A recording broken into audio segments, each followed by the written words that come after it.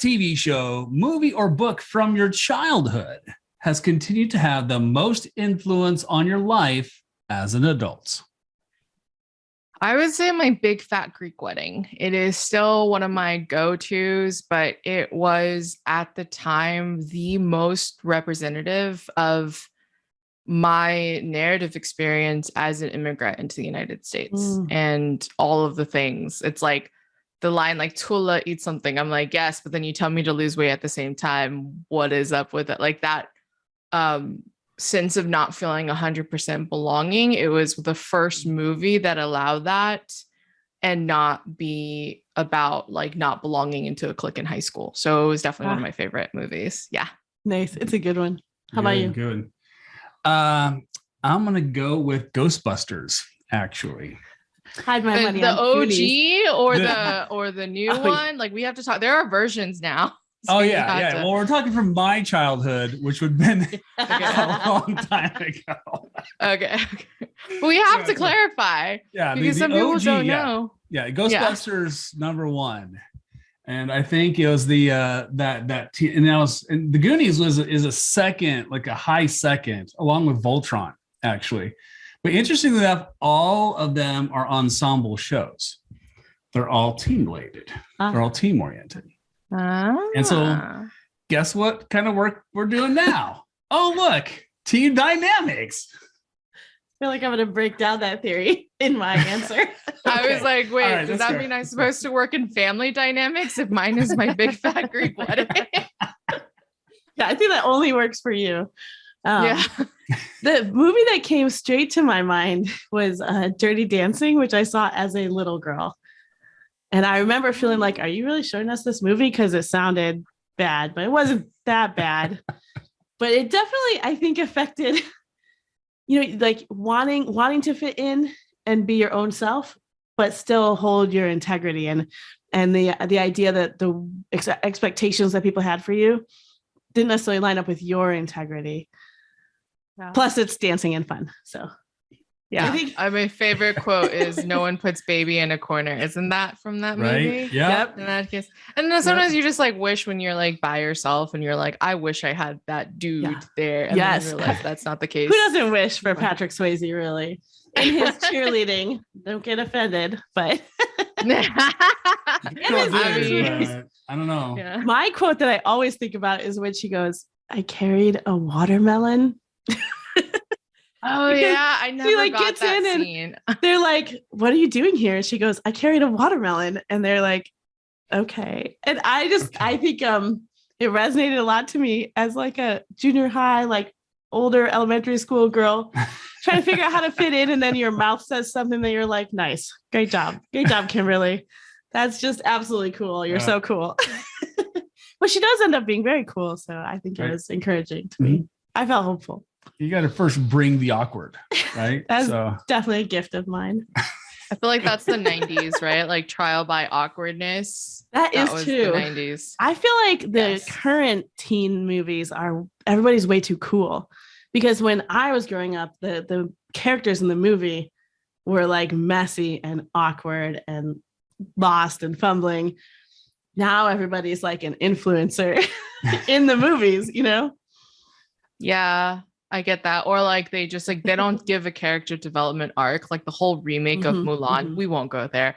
But like cultural appropriation aside and like not doing their research, they literally gave her no arc. She was like perfect. And so people were like, she's so boring. And then they complained it's the actress and her acting. And I was like, no. Literally she just didn't have anything to work with.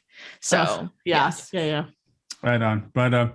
And to our listeners, welcome to the Kimberly and Coach Show, where we bring you actionable practices you can use in your leadership and collaboration. Today, I'm Coach Kimberly's right next to me, and with us is Ruoyun Xu Killian, marketing expert and social media maven, expert in that space, in many things, actually. So, Ruoyun, thanks so much for hanging out with us today. We're super excited to hang out with you.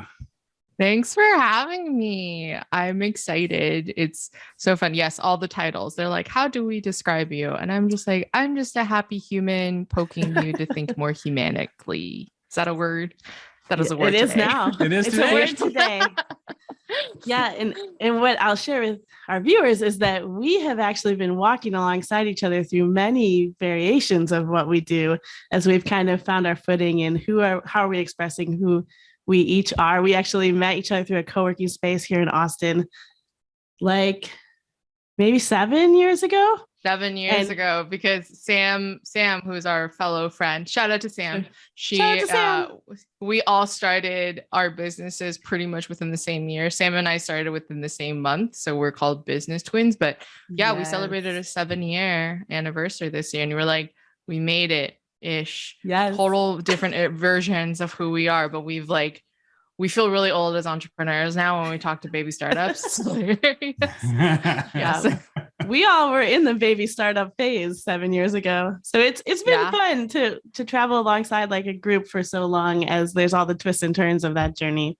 And right now you were talking a lot about human-centered marketing. So can you give us a rundown on the big ideas? What do you mean when you're talking about human-centered marketing? So human-centered marketing isn't something that is like totally new, is my disclaimer to start. It's something that has always existed, but it is something that is needing to be acknowledged. And it is the focus back to the human relationship that a single person is building with another person. So if we think back beyond the industrial era, like back in the day, ancient times, these businesses thrived because they were building human relationships. And to this day, you will find businesses that are thriving that do not have a social media presence. Like that is actually like the standard. It's like shocking, right? Yeah, but yes, it's okay. And actually, it is a standard of a credibility. If like you got like that OG Asian restaurant that is like a hole in a wall that you never know, but then like you go and you feel like you went back to your homeland. That's how I feel on it. And you're like, this is legit in that space. And they have zero social media presence, but they are full to the brim. And people are like, how do they stay in business? And how do they continue thriving in business? And even during the pandemic, right? Like restaurants had it hard during the restaurants, but these restaurants survived despite not having a social media presence. And it's purely because they focused on the people since day one. And human-centered marketing in business is just saying, instead of constantly focusing on traffic and expansion and getting the next customer, focus back on why we're supporting this customer. And then in turn, how are we impacting our community? So it is a pendulum swing back into humanity. And a lot of the innovation spark of it is based off of just our shift as businesses. So you see the rise of social commerce businesses and things like that, who retweet they're tired of corporate America or corporations and they wanted to focus back on human beings. And since the pandemic, it is now mandatory to think in this perspective. Otherwise, people always hear about things of like the Great Resignation, the shifts, the shutdowns. Like people right now are like, oh my God, XYZ company is having hiring freezes. And I was like, yeah, they've been VC funded for years and they literally have been like churning and hustling and burning through clients. Like the turnover rates are insane in clients and in customers and in employees. And it's because they don't treat human beings. And so, yeah, of course, when VC pulls funding, they die. Right. And so it's like, you see the list and it's like, that's not a recession sign. It's they should have died forever ago. And they're finally it's a consequence. Yeah. Right. Like it's like that. Right. And so human-centered marketing is what when I talk about it with other marketers, with my clients who sit in CMO positions and stuff like that, they're just like, oh, thanks for finally giving me language so I can go to my boss and say, instead of giving me these transactional numbers, it's this, and really emphasize brand loyalty, right? Like we talk about, we've been 10 plus years in the digital marketing space. We have all the bells and whistles and you're still hustling. there's something wrong. If Mm. you've been doing marketing right for 10 plus years, your social media and your online marketing shouldn't feel like a hustle fest all day long. And that's because if you build in your ongoing base who seeks out your content because they're genuinely excited like you, like a raving fan. Ironically, later, the scheduling just came out with a newsletter where they wrote an article of like how to turn your fans into stans. And I was like, I've been saying this for years. You know how I get brand loyalty? Look at K-pop groups and figure out why there's so much fandom behind it in that space, right? So, but all of that's the human-centered relationship. So basically, if I had to boil it down, is we look at the human relationship that you're cultivating with your customer, and then we look at the impact that you're creating in the world. And that is the power behind your brand. Your relationship and how you treat your customer like a human being is what gets them through that door, but they stay and bring a friend because they have a larger purpose that they're seeing you going towards, that they want to continue to support no matter the recession coming through. Right on, right on. All right, so let's shift gears a little bit. Something that we were talking about over email with this approach of human to human centeredness coming back around. We still have this interesting quandary in business world. That's how much should businesses be responsible for commenting on, adjusting to, and maybe even setting social responsibility with all the things that are happening in today. We're recording in 2022. Lots of few things happening in the world. Just a few things. Just like 4 mass shootings that happened in the last weeks as we were filming this and stuff like that. Sorry, we have to call it out. Add in right? a like pandemic. Add in Black Lives Matter. Add in all the things like throwing a war. Yes. Right. And so I mean, and the war. Yes. Well, in the midst of all these things that are happening, some companies stay silent on whatever is happening. Some companies are very, very involved and see themselves as leaders in the space. How do you, as someone who helps companies with marketing and social media, and how are you positioning yourself? How do you help them navigate as they try to figure out how much to interact with current events? Right. And even we're talking mostly about crisis situations, and there are many in this particular couple of weeks, but also just topics that are happening that aren't necessarily a crisis situation, the Supreme Court decisions and policy pieces and things like that. And so, or like a recall of like baby food, for example. Yes, that's a great example. The baby food shortage and stuff like that, right? So it goes back to values and mission, and people are like, why? Oh God, roll their eyes. I wrote this forever ago. And I was like, writing your mission and values isn't just having it on a cup. It's the actions that you take to live to them, right? You guys talk about it all the time. I emphasize it. And it's how you actionably use it internally and externally. This is why those memo leaks are damning if you have 2 separate presences, right? So there's the tactical, but let me give some contextual explanation of why the expectation is there. Because a lot of people come to me and they're like, why is it there? And the reality is that since the 70s and 80s, the marketers and brandings of these companies, basically built a human being in these brands. Like think of Starbucks, think of Yeti, think of et cetera. You think of a human being when you describe that person, right? Like the person that wears Uggs, the person that is Uggs as an example, right? Tom Shoes, who's Tom Shoes, right? So you have Uggs. So there was a human being, and marketers is like, we want to connect at a human level, at a human being, so we can get people to buy more products.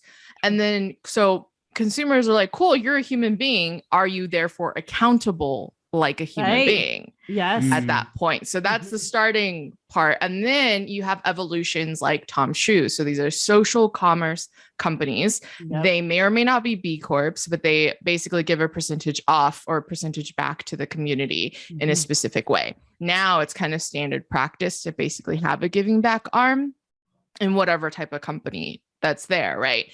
And that's because of the evolution. It's like, are you held accountable, et cetera. And then we evolve into the change maker. So this is a technical term. There is a Swedish or Switzerland researcher that coined this term, but basically in a nutshell, it is a human being or organization or company, large or small, who believes that they have the power to implement change, big or small, right? Okay. Now, depending on organization, et cetera, they're different.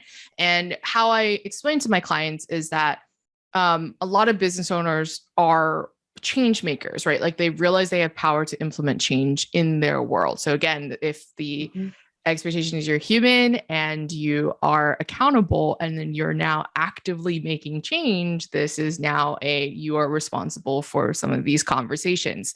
Keynote some, right? So there is a difference. Yeah, right. So there's an active and then there's a passive change maker. So passive change makers are those who just do good every single day and they do the work offline. There's saying that you do something and then there's actually doing something, right? So passive change, right? Yes. So passive change makers, they don't care. They literally are just like, I just do what I do and I'm a good human. And they very often are ones where like, I literally have to be like, you're such a good human. Let me talk about you. And they're like, thanks, awkward turtle. And then there are active change makers who are like, I really want to make a big old difference in this world. And I really want to. So we're talking like Ben and Jerry's level, like we are going against white supremacy, like that level of it. Yeah. And they're very active. They're very public. And they recognize that when they are that active, people are going to look through them through a microscope. So whatever they say, they have to do right now. On social media, I made a post the other day saying the real work begins offline. So offline in technicality is off the social media, aka public sphere, not digital versus physical in spaces, in case anyone is curious of what I mean in language and terms, right? So it means that you have to make the decisions on what you stand behind and what you want. Now, depending on the company, some of the issues are directly related to it. So I wrote a blog called The Crisis Communication Plan Part 1 and Part 2, one about here's the basics and here's all the people that have to be involved. So it's not just the internal team, but marketing and PR and culture all have to be there. And then the other blog was like, here's how to do it with navigating. It was my brain of being like, I'm human. I cannot have AAPI conversations 4 times with clients. So I'm going to send you this blog and then we can talk about the tactics. So that was like, hey, a mental check. And that was it.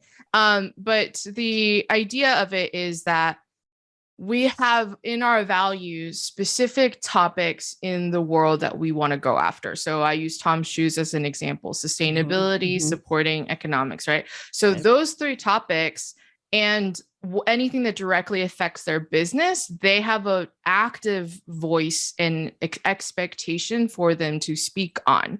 However, situations like other specific things like abortion or not abortion, unless it does not relate to them specifically, they don't need to have a public thing to say. Now, that doesn't mean if I were in the recruiting world and I want to know what their policies are, like that needs to be available, but it doesn't mean I need to blast it on social media.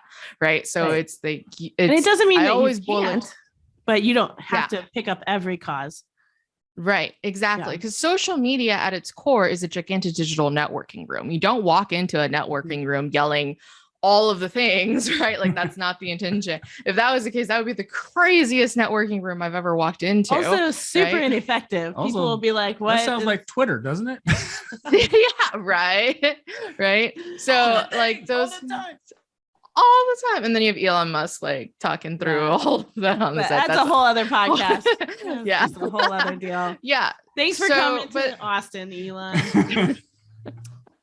So basically when we talk about crisis communication and things like this is acknowledging where you are and how big it's going, right? So and it applies not just in the social side, but also in your whole entire marketing wheel and your internal cultural space. Yeah. So if we use the unfortunate example of the mass shootings within Texas, in the internal space, announcing it internally, of course, to your community, making sure and double checking, et cetera, if you're a company that directly operates out of Texas.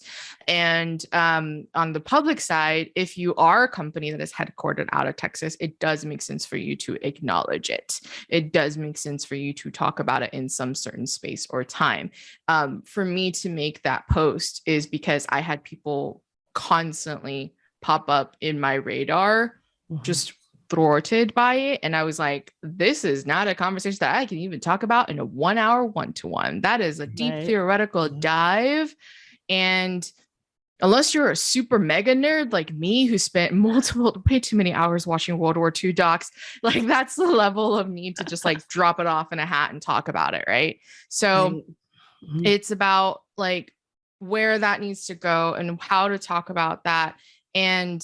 But even in PR, it's like I have a client that we were talking PR and like, they're like, oh, we didn't go after Texas outlets because it covered Texas. And I was like, that shooting went all the way to China. Like my grandmother on the phone was like, there was a shooting in Texas.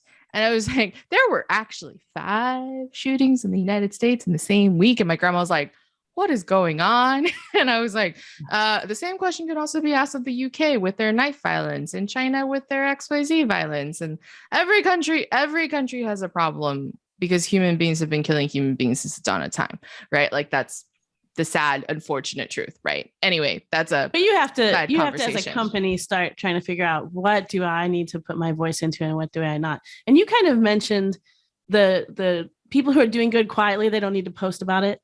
And the people who are doing good loudly, and they're making sure that what they're doing is in line. They know they're under a microscope.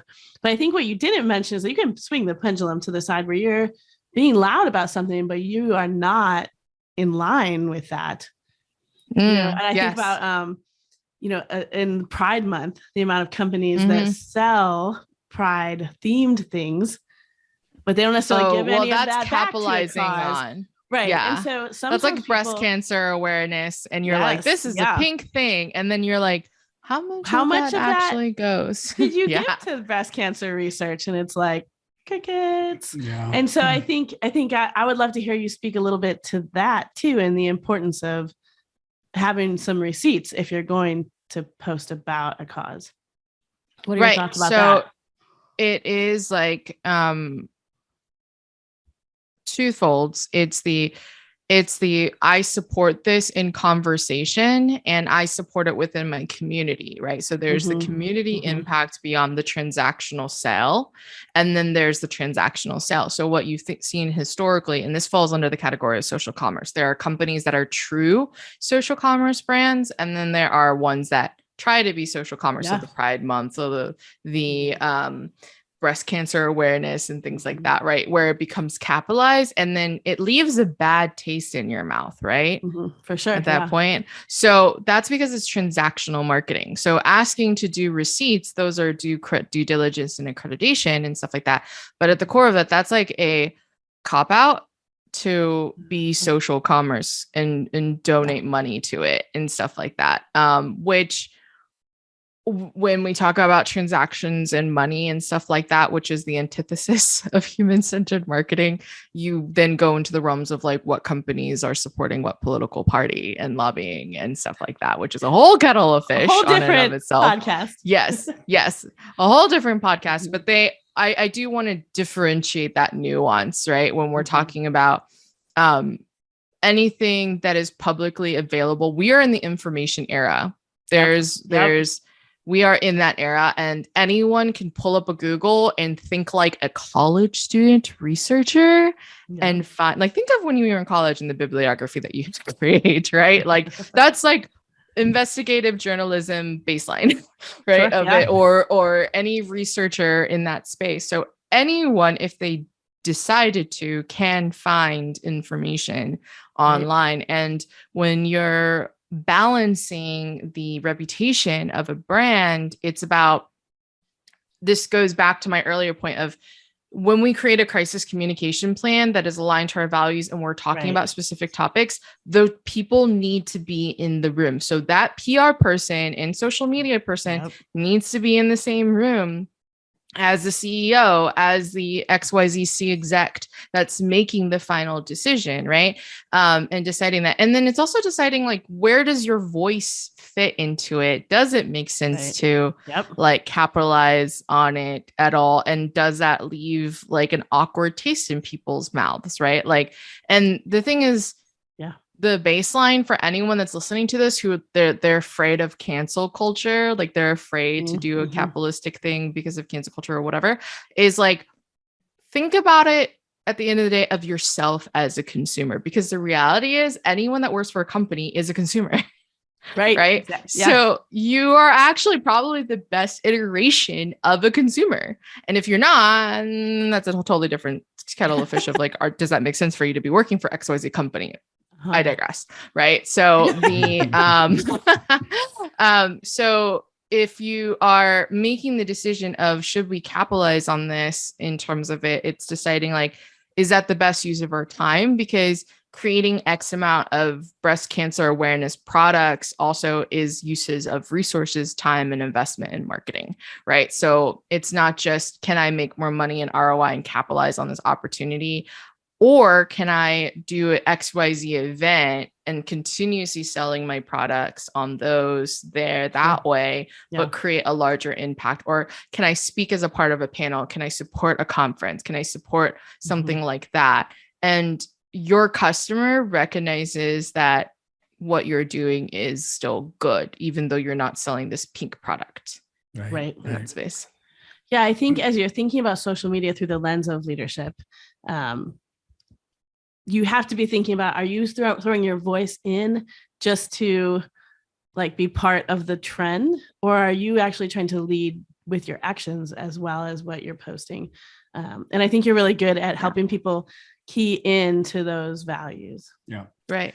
And I do want to add to that is like, I have clients that come to me that they're like, sometimes I don't feel like it's my place, but I still am a supporter. So Pride Month is a great example. They're like, I want to be a place, but I'm not LGBTQ.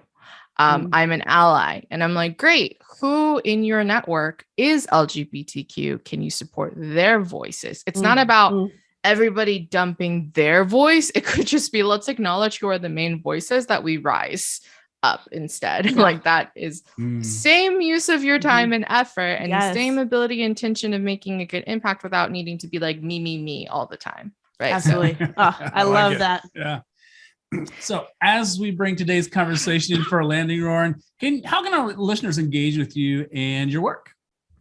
So you can follow me on Instagram or visit my website at rxuconsulting.com. I do have a blog going on, or check out my YouTube. I will be launching lots of videos coming your way on the basics of human-centered marketing. And so follow me on social media. All the links are somewhere around the description box. We'll put them in the show notes.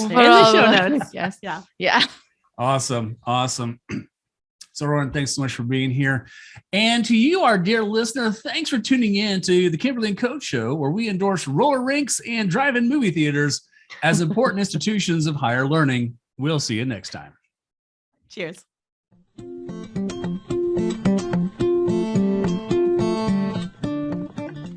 And we're back after having a fantastic conversation with Ruoyun. Lots of good stuff for us to mentally chew on.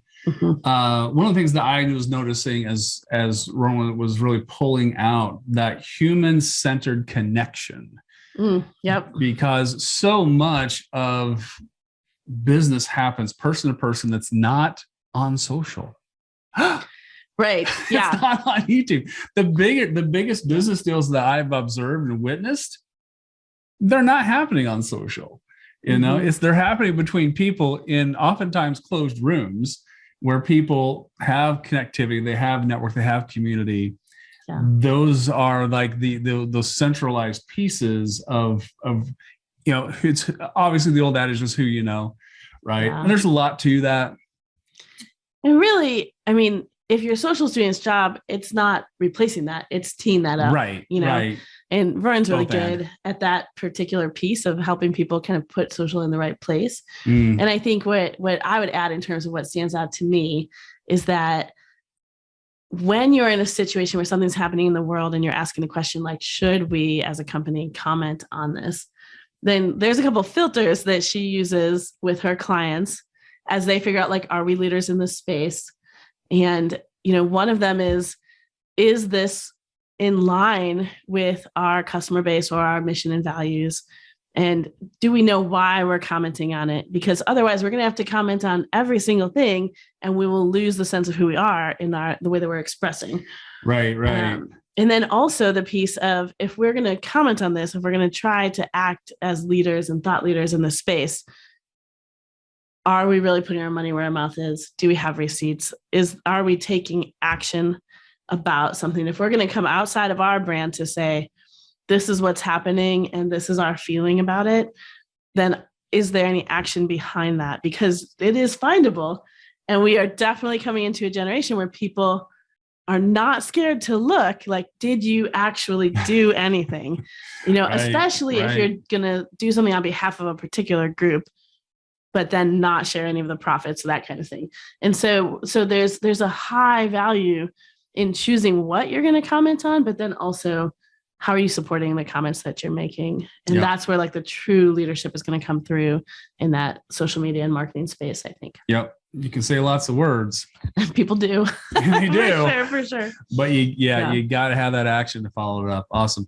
So once again, my friends, thank you for tuning in. Thanks for listening. And as always, if you want to tune in to more, you can catch us over at kimberlyandcoach.com. See you next time. Cheers.